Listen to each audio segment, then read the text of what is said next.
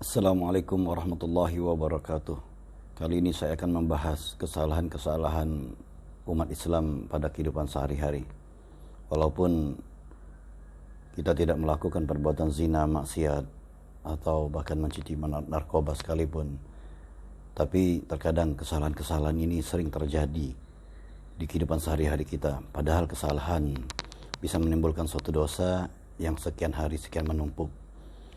Yaitu satu, Allah subhanahu wa ta'ala mewajibkan kepada umat Islam yang sudah mulai baligh untuk melakukan salat 5 waktu. Wajib hukumnya untuk melakukan salat 5 waktu. Tapi terkadang kita menganggap remeh perintah Allah subhanahu wa ta'ala, sehingga menjadi suatu kebiasaan dalam sehari-hari, sehingga kita bisa mengatur sendiri salat 5 waktu yang tadinya diwajibkan menjadi 5 waktu, kita atur menjadi 3 waktu, 2 waktu, atau 1 waktu, atau bahkan mungkin tidak pernah sama sekali.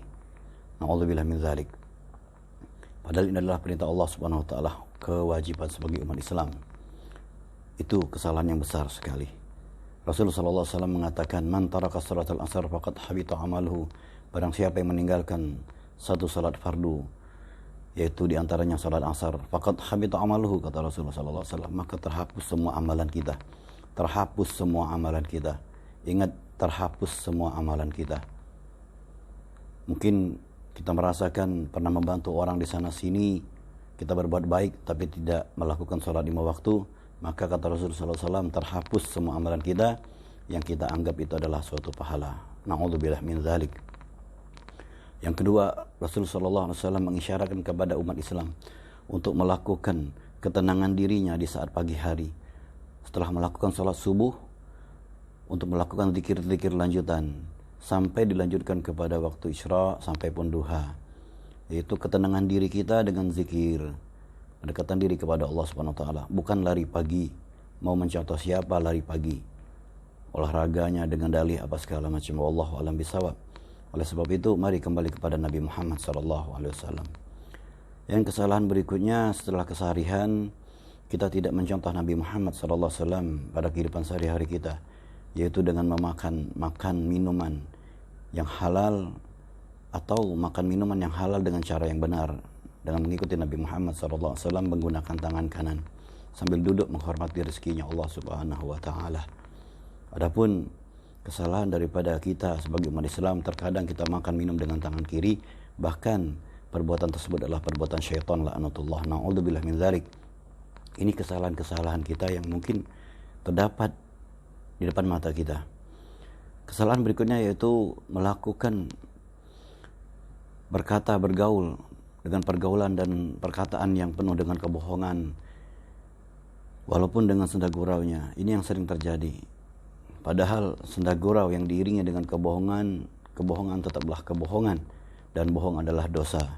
Lama-kelamaan dosa tersebut akan menumpuk dan menumpuk, yang terkadang memang kita tidak sadari itu adalah dosa. Na'udzubillah min dzalik.